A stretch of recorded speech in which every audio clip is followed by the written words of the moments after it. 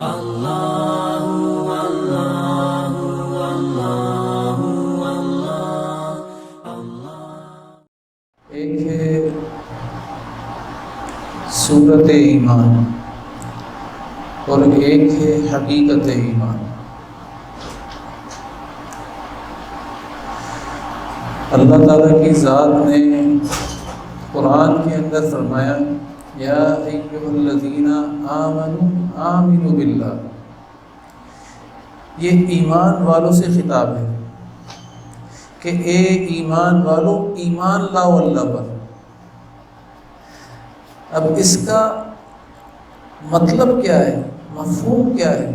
تو علماء حضرات فرماتے ہیں یہاں پر آمینو سے مراد اتقو ہے کہ اے ایمان والو، جو زبان سے تو کلمہ پڑھ چکے ہیں اب دل کے اندر بھی کلمے کو اتار لیں، جو زبان سے تو اقرار کر چکے ہیں اب دل سے بھی اس کی تصدیق کر دیں۔ تو یہ جو بات فرمائی جا رہی ہے یہ ایمان والوں سے خطاب کر کے فرمائی جا رہی ہے۔ آج سب سے بڑا المیہ یہ ہے کہ ہم دین کی بات کرتے ہیں تو ایمان والے کا سب سے پہلا سوال یہ ہوتا ہے کہ بھئی دین کی بات کرنی ہے تو یہ کافر سے کرو، جا کر دعوت دینی ہے تو کافر کو تو دعوت، ہم سے کیوں آ کر بات کر رہے ہیں؟ ہم تو ہیں ہی مسلمان، ہم تو ہیں ہی ایمان والے۔ تو اللہ تعالیٰ کی ذات نے ان کی بات کا رد قرآن کی آیت سے کیا، اور اللہ تعالیٰ کی ذات ہی ایمان والوں کو دعوت دے رہے۔ جب اللہ تعالیٰ کی ذات ایمان والوں کو ایمان لانے کی دعوت دے رہے ہیں، یقین بنانے کی دعوت دے رہے ہیں، تو بس پھر اس کے بعد بات ختم ہو جاتی ہے، ایمان والوں کے ذمہ بھی ہو جاتا ہے کہ ایک دوسرے کو دعوت کا عمل چلائیں، یاد دہانی کروائیں۔ تو میں بتا رہا تھا ایک ہے صورت ایمان اور ایک ہے حقیقت ایمان۔ ہم بہت دفعہ چڑیا گھر گئے تو چڑیا گھر کے اندر ہم نے دیکھا کہ بھائی ایک شیر کے اندر اس کی کھال کے اندر بھوسا بھرا ہوا ہے، اور بھوسا بھرنے کے بعد اس کو آرٹیفیشل آنکھیں بھی لگا دی، ناک بھی بنا دیا، کان بھی بنا دیا، بالکل شیر کی طرح لگ رہا تھا۔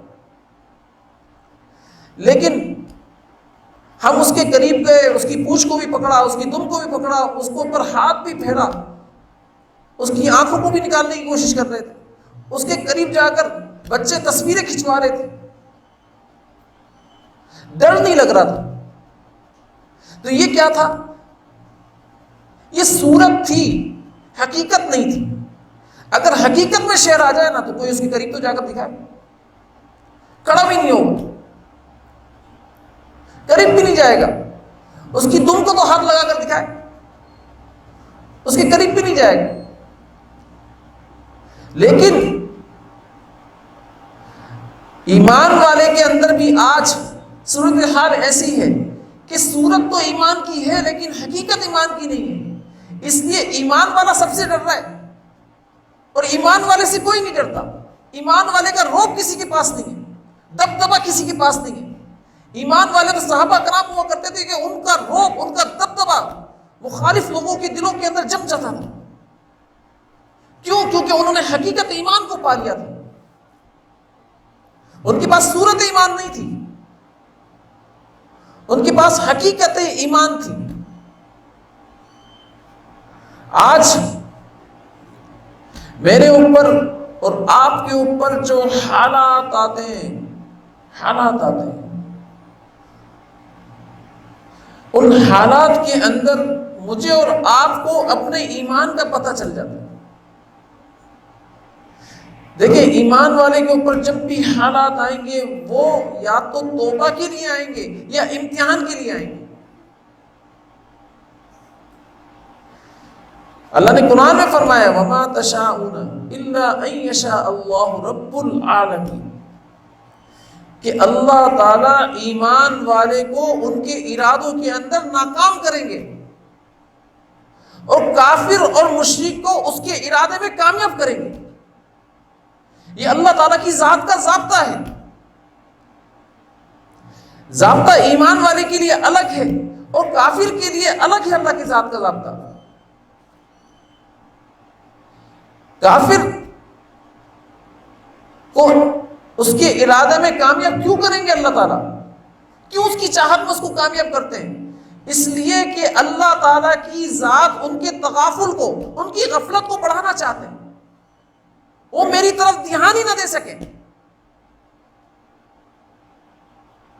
اور ایمان والے کو اس کی چاہت کے اندر ناکام اس لیے کرتے ہیں کہ یہ اپنے اندر اپنی ناکامی کو تلاش کرے، اعمال سے جڑ جائے، میری ذات سے جڑ جائے. یہ میری ذات سے دور جا رہا ہے، اس لیے اس کو قریب کرنے کے لیے اللہ تعالیٰ کی ذات اس کو اس کے ارادے کے اندر ناکام کر دے.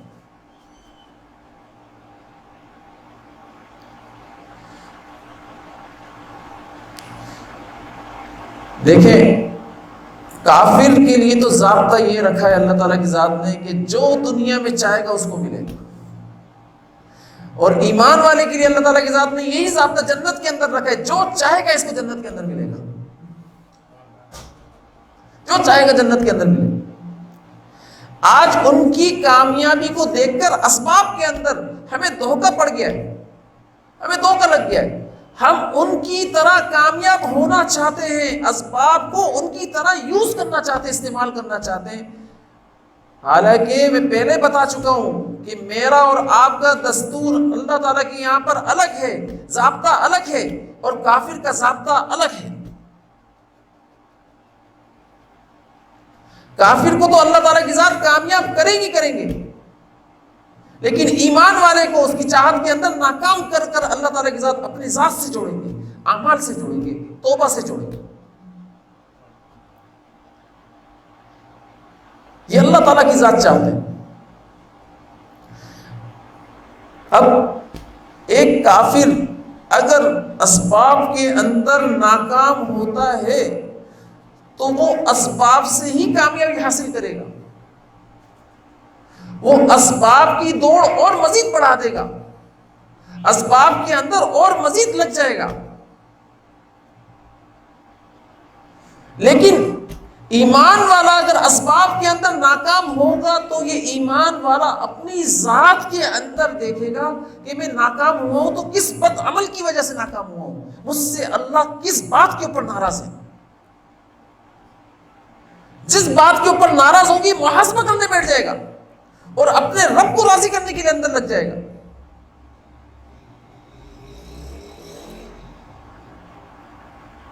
اور خوب راضی کرے گا پھر اپنے رب کو.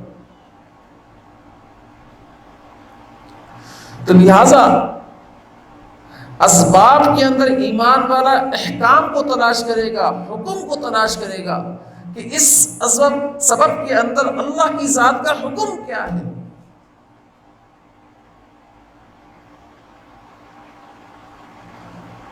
صرف سبب کو یوز نہیں کرے گا، وہ سبب کو یوز کرنے کے اندر پہلے حکم کو دیکھے گا. یہ کہیں اس سبب کو یوز کرنے کے اندر اللہ تعالیٰ کی ذات کا کوئی حکم تو نہیں ٹوٹ رہا، نافرمانی تو نہیں ہو رہی.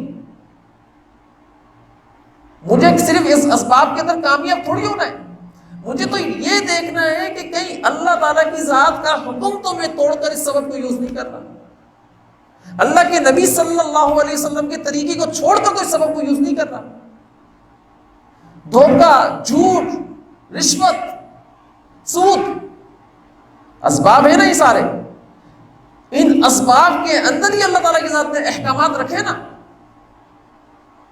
کہیں ان سارے سبب کو یوز کرنے میں دھوکہ تو نہیں دے رہا میں کسی کو، جھوٹ تو نہیں بول رہا، رشوت خوری تو نہیں کر رہا، حرام تو نہیں کما رہا، کوئی حرام کام تو نہیں کر رہا میں. یہ احکامات ہیں اللہ تعالیٰ کی ذات کی طرف سے، اور ایمان والا ان احکامات کو دیکھ کر چلتا ہے. حضرت علی رضی اللہ تعالیٰ عنہ فرمایا کرتے تھے عرفت ربی بفسق العزائم، کہ میں نے اپنے رب کو اپنے ارادے کے ٹوٹنے سے پہچانا ہے. جب میں نے کسی چیز کی چاہت رکھی یا کسی چیز کا ارادہ کیا تو میرا وہ ارادہ ٹوٹا، چاہت ٹوٹی، اور یہ بتایا گیا کہ تیرے رب کی چاہت چلے گی، کسی اور کی چاہت نہیں چلے گی.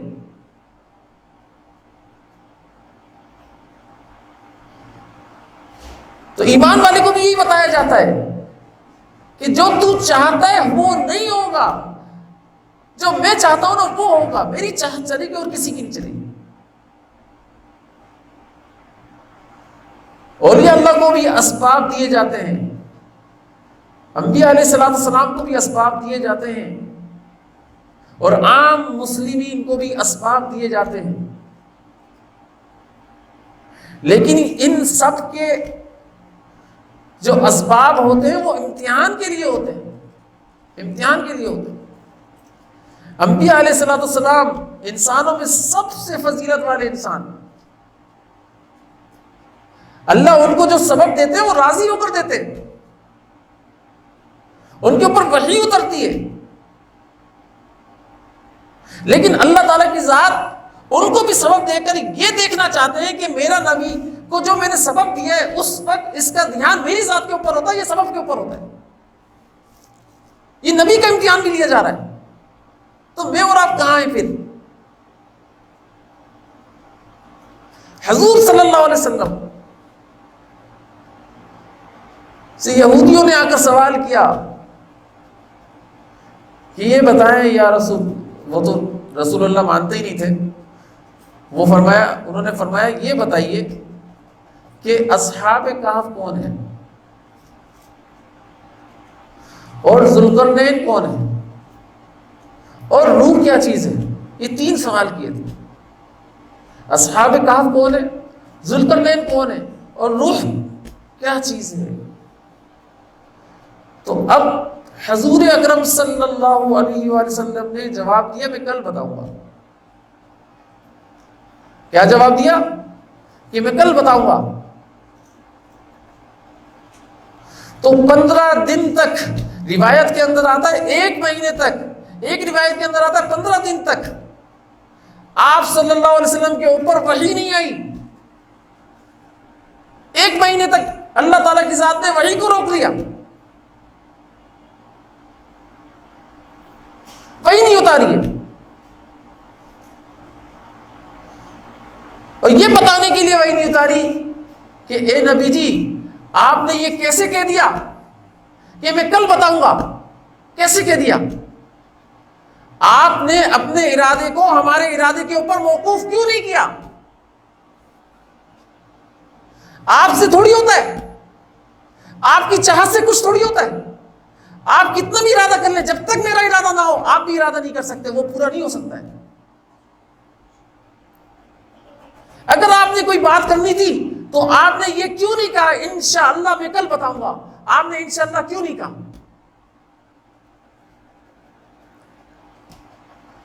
اگر آپ انشاءاللہ کہہ دیتے تو یہ کل ہی ہوتا کام۔ ہماری چاہت کو موقوف کیوں نہیں کیا آپ نے؟ اپنی چاہت کو ہماری چاہت پر موقوف کرنا چاہیے تھا۔ اب یہ آپ صلی اللہ علیہ وسلم کی ذات کو نہیں، مجھے اور آپ کو سمجھایا جا رہا ہے، مجھے اور آپ کو سمجھایا جا رہا ہے۔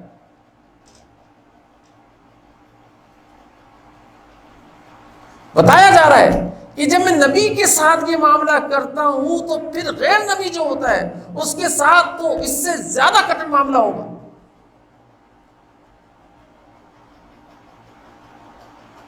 ان کے ساتھ جب ایسا ہو رہا ہے یہ تو میرے اپنے، ان پر میں وحی اتار رہا ہوں، مجھ سے ہر وقت تعلق میں، رابطے میں۔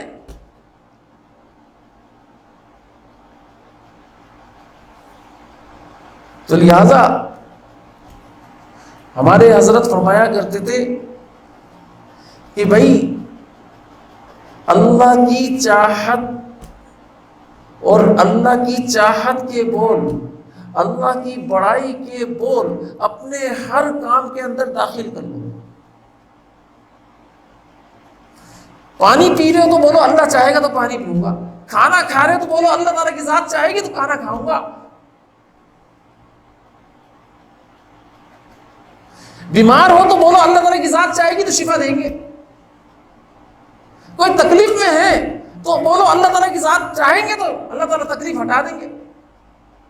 ایک حدیث کے اندر آتا ہے حضور اکرم صلی اللہ علیہ وسلم نے فرمایا اللہم احفظنا بما شئت، اگر کسی بیماری کا خوف ہو، کسی چیز کا خوف ہو، کسی بھی چیز کا ڈر ہو تو اللہ تعالیٰ کی ذات سے صرف یہ جملے بولو، اللہم احفظنا بما شئتا، اے اللہ ہماری حفاظت فرمائے جہاں سے آپ چاہیں، جیسا آپ چاہیں ویسے حفاظت فرمائے۔ جیسے ہی بندہ یہ جملے ادا کرتا ہے اللہم احفظنا بما شئتا، فرشتے اللہ تعالیٰ کی ذات کی بارگاہ کے اندر پہنچتے ہیں اور بولتے ہیں اے اللہ اس ایمان والے کی خدمت کا کام ہمارے ذمہ سپرد کریں، ہم ان کی خدمت کرنا چاہتے ہیں۔ فرشتے ایمان والوں کے غلام ہیں، غلام ہیں۔ اب اگر کوئی بیمار ہے تو یہ نہیں کہہ سکتا اللہم اشفی بما شئتا، اے اللہ تو مجھے شفا عطا فرما، جہاں سے تو چاہے، جیسا تو چاہے ویسے شفا عطا فرما۔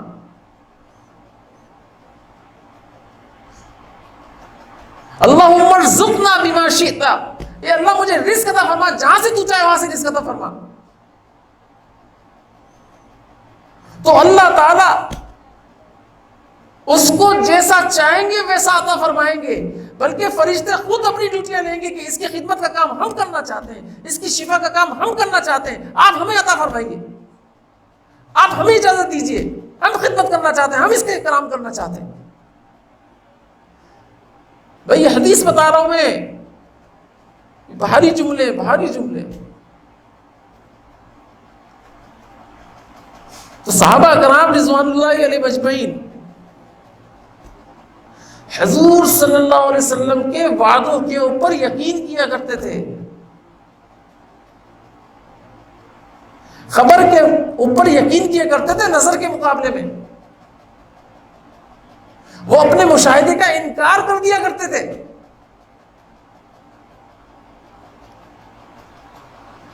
ایک خاتون عبداللہ بن رواحہ رضی اللہ تعالیٰ عنہ کی وائف، دونوں میاں بیوی لیٹے ہوئے آرام سے، کہ عبداللہ بن رواحہ رضی اللہ تعالیٰ اٹھے اور باندی کے پاس چلے گئے۔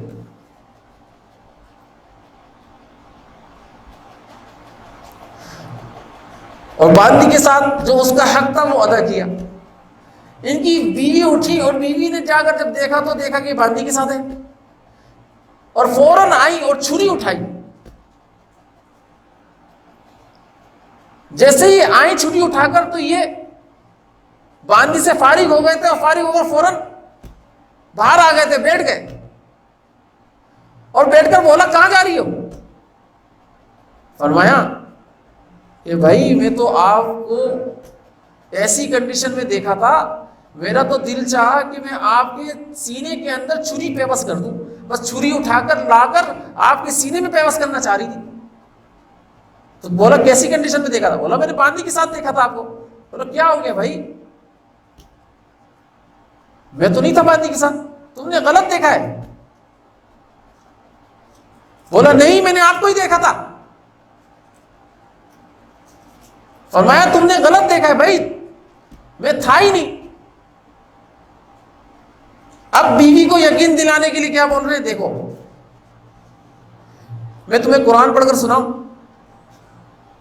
جو جنابت کی کنڈیشن میں ہوتا ہے وہ قرآن تو نہیں پڑھ سکتا نا، اس کے لیے تو جائز بھی نہیں ہے قرآن پڑھنا۔ ان کی بیوی نے کچھ صورتیں حفظ کی ہوئی تھی، کچھ صورتیں یاد تھی، اور وہ ان کو پتا تھا کہ بھائی اس کو کیا کیا آتا ہے، پورا قرآن ان کو یاد نہیں تھا۔ انہوں نے اشعار سنانا شروع کر دیے، اور اشعار کے اندر اس کا مفہوم یہ ہے کہ بھئی اللہ تعالیٰ کی ذات نے اپنے حبیب صلی اللہ علیہ وسلم کی ذات کو ہماری طرف بھیجا، ہم تو جاہل تھے، ہم تو گوار تھے، ہمارے دل کو منور کر دیا ان کو بھیج کر، اور ان کا احسان ہم قیامت تک نہیں اتار سکتے۔ یہ اشعار کا مفہوم بتا رہا ہوں۔ تو ان کی بیوی نے بولا اچھا، فوراً یقین کر لیا۔ کیوں؟ کیونکہ بات پر یقین تھا آپ صلی اللہ علیہ وسلم کی کہ بھائی قرآن جنابت کی حالت میں نہیں پڑھا جا سکتا ہے، اس بات پر یقین کرتے بولا اچھا میں تو غلط سمجھی تھی۔ اپنی آنکھ سے دیکھی ہوئی بات کا بھی انکار کر دیا کہ میں نے جو اپنی آنکھ سے دیکھا تھا وہ غلط دیکھا تھا، آپ صحیح کہہ رہے ہو۔ آپ صحیح کہہ رہے ہیں۔ اب یہ صبح ہوئی، آپ صلی اللہ علیہ وسلم کے پاس آئے، وہ فرمایا یا رسول اللہ، رات کو میں نے ایسے اپنی بیوی کے ساتھ کیا ہے، جھوٹ بولنا پڑا مجھے، جھوٹ بولنا پڑا، اور میں نے اس طریقے سے چند اشعار سنا دیے کہ کہہ کر کے بھائی دیکھو قرآن تو جنابت کی حالت میں نہیں پڑھتے تھا۔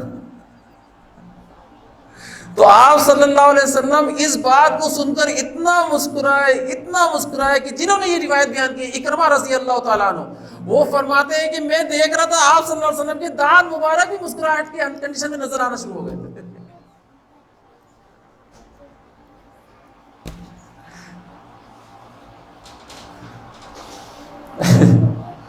دیکھیں میں یہ بتا رہا تھا کہ ایمان کس پر تھا، یقین کس پر تھا؟ آپ صلی اللہ علیہ وآلہ وسلم کی ذات کی خبر کے اوپر یقین تھا، اپنی آنکھوں سے دیکھی ہوئی بات کا بھی انکار کر دیا۔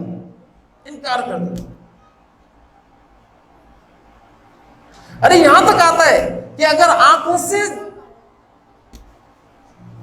زنا بھی دیکھا ہو تو اس کا بھی انکار کر دو، اس کی خبر کو بھی مت پھیلاؤ آگے جا کر۔ ہو سکتا ہے کہ جس نے زنا کیا اللہ تعالیٰ کے ساتھ اس کو تو معاف فرما دیں گے، لیکن جو یہ خبر پھیلا رہا ہے اس کو معاف نہیں فرمائیں گے اللہ تعالیٰ۔ یہ حدیث کی روشنی میں بات کر رہا ہوں۔ جس نے زنا کیا وہ توبہ کر کے معاف ہو جائے گا، لیکن جس نے اس خبر کو پھیلایا اور آگے پہنچایا یہ معاف نہیں ہوگا، اس کو معاف نہیں کیا جائے گا۔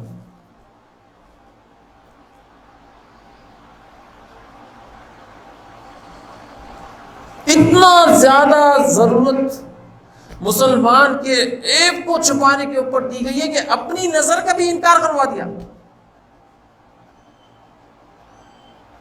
اپنی نظر کا بھی انکار کروا دیا۔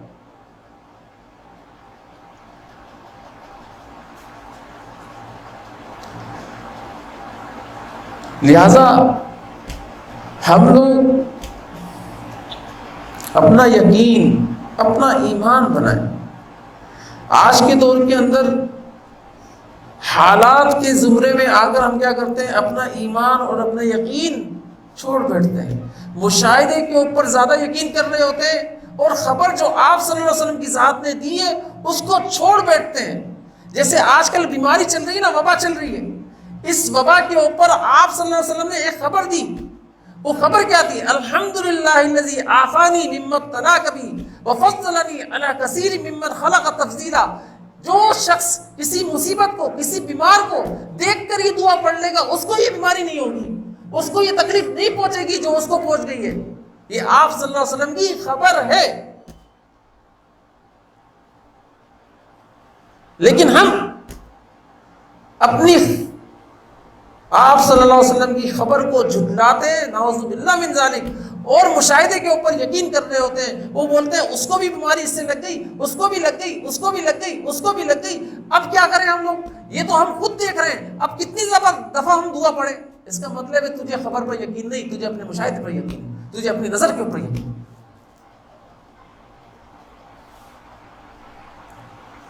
اگر یقین ہوتا تجھے آپ صلی اللہ علیہ وسلم کی خبر کے اوپر تو بس یہ دعا پڑھتے ہی تیرا یقین بن جاتا، اب مجھ تک یہ بیماری نہیں پہنچ سکتی، کیونکہ آپ صلی اللہ علیہ وسلم نے بتایا میری بات نہیں ہے، یہ آپ صلی اللہ علیہ وسلم کی بات ہے، اور اللہ تعالیٰ کی ذات آپ صلی اللہ علیہ وسلم کی ذات کی باتوں کی لاش رکھیں گے، کیونکہ بیمار کرنے والے صرف اللہ ہیں اور کوئی نہیں۔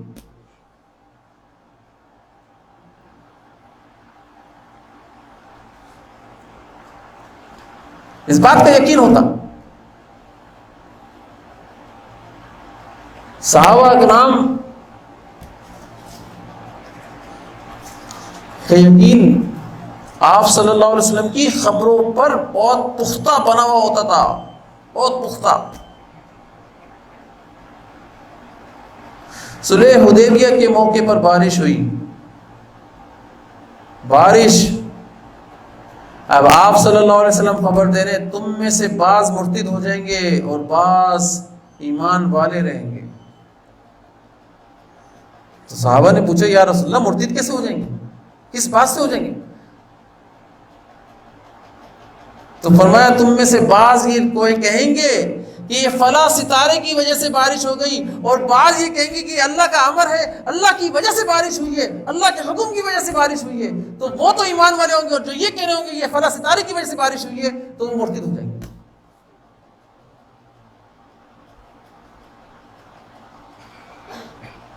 یہ صلح حدیبیہ کے موقع پر بات بتا رہا ہوں میں آپ کو. آج ہم فور کاسٹنگ کے اوپر لگے رہتے ہیں. محکمہ موسمیات کیا کہہ رہا ہے؟ 2 گھنٹے بعد بارش ہوگی، 3 گھنٹے بعد بارش ہوگی. وہ فلاں ستاروں کے کو جان کر کہہ رہا ہوتا ہے، اس کا علم جان کر کہہ رہا ہوتا ہے. 3 دن بعد بارش ہوگی، 4 دن بعد بارش ہوگی. ہم یہ کیا کر رہے ہوتے ہیں؟ ویسے ہی حالات آ رہے ہیں جیسا نبی کریم صلی اللہ علیہ وسلم کی ذات نے مجھے اور آپ کو بتایا، جیسے صحابہ کرام کی تربیت کی ہے. جن حالات کے اندر ارے میں اور آپ ان حالات کے اندر آپ صلی اللہ علیہ وسلم کی ذات کے اوپر ایمان لے آئیں گے، آپ صلی اللہ علیہ وسلم کی خبروں کی تصدیق کر دیں گے اپنے مشاہدے کے خلاف، اپنی نظر کے خلاف. یقین جانیں ہمارا اور آپ کا عجیب ایمان ہے، عجیب ایمان ہے. اس پر اللہ کے فرشتوں نے، اللہ کے رسول صلی اللہ علیہ وسلم کی ذات نے اس ایمان کے اوپر تعجب کیا ہے. ایک دفعہ پڑاؤ ڈالا صحابہ کرام رضوان اللہ علیہ اجمعین نے حضور اکرم صلی اللہ علیہ وسلم کی ذات کے ساتھ، اور فرمایا پیارے نبی کریم صلی اللہ علیہ وسلم کی ذات نے، کیا تمہیں میں عجیب ایمان والوں کی خبر نہ دوں جن کا ایمان بڑا عجیب ہے؟ تم جانتے ہو کون ہے؟ تو صحابہ کرام رضوان اللہ علیہ اجمعین نے فرمایا فرشتے، ان کا ایمان تعجب خیز ہے، وہ عجیب ایمان والے ہیں. فرمایا نہیں، فرشتے کیسے ہو سکتے ہیں؟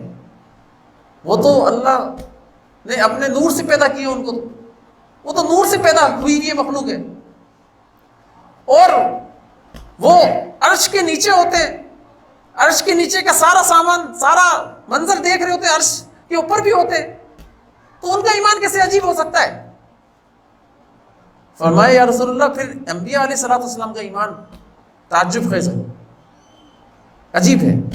فرمایا انبیاء علیہ الصلوۃ والسلام کا بھی ایمان عجیب نہیں ہے. کیا فرما رہے ہیں آپ صلی اللہ علیہ وسلم کہ انبیاء علیہ الصلوۃ والسلام کا بھی ایمان عجیب نہیں ہے؟ کیوں؟ کیونکہ ان کے اوپر وحی اترتی ہے، وہ جبرائیل کو اترتا ہوئے دیکھتے ہیں، وہ اللہ تعالیٰ کی ذات سے ملاقات کرتے ہیں، وہ اللہ کے عرش کا سارا منظر دیکھتے ہیں، اللہ ان سے باتیں کر رہا ہوتا ہے.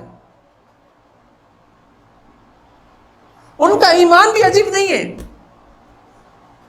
اور پھر فرمایا آپ صلی اللہ علیہ وسلم کی ذات نے کہ تم لوگوں کا ایمان بھی عجیب نہیں ہے، تم لوگوں کا ایمان بھی عجیب نہیں. کیوں؟ کیونکہ تم میری صحبت میں رہ رہے ہو، مجھے دیکھ رہے ہو، مجھ پر وحی اترتے ہوئے دیکھ رہے ہو، قرآن کو اترتے ہوئے دیکھ رہے ہو، جبرائیل کو اترتے ہوئے دیکھ رہے ہو، اللہ کی نصرت، اللہ کی مدد کو دیکھ رہے ہو.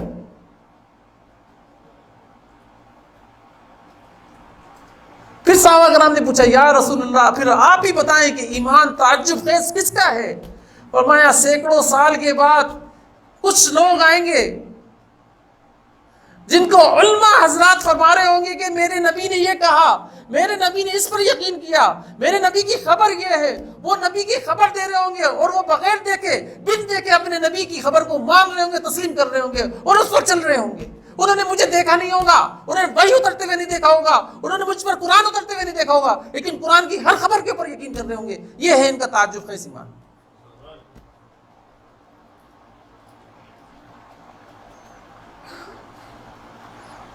اور پھر ایک خوشخبری سنائی،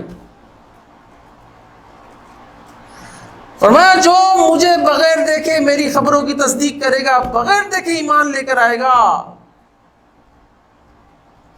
میں ان کی ملاقات کا مشتاق ہوں، میں ان سے ملنا چاہتا ہوں، میں ان کی ملاقات کا شوق رکھتا ہوں. اور پھر دعا فرمائی اے اللہ مجھے اپنے ان بندوں سے میری ملاقات کروا دیجیے. تو آپ سوچیں تو صحیح، آج ہم اس فتنہ کے دور میں کہ ہر بندہ ہماری نظر، ہمارا یقین اپنے مشاہدے کے اوپر کروانے کے اندر لگا ہوا ہے، اپنی نظر کے اوپر کروانے پر لگا ہوا ہے. اپنے تجربے پر کروانے پر لگا ہوا ہے کہ میرا تجربہ یہ ہے بھائی، اس تجربے کی روشنی کے اندر یہ بات مان لو. تو اگر میرے پاس اور آپ کے پاس اللہ کے نبی کی خبر موجود ہے تو ہم ہر تجربے کا انکار کریں گے، ہم ہر مشاہدے کا انکار کریں گے، ہم اس کی ہر نظر کا انکار کریں گے، ہم حضور اکرم صلی اللہ علیہ وسلم کی خبر کی تصدیق کریں گے اور اس کو مانیں گے. اللہ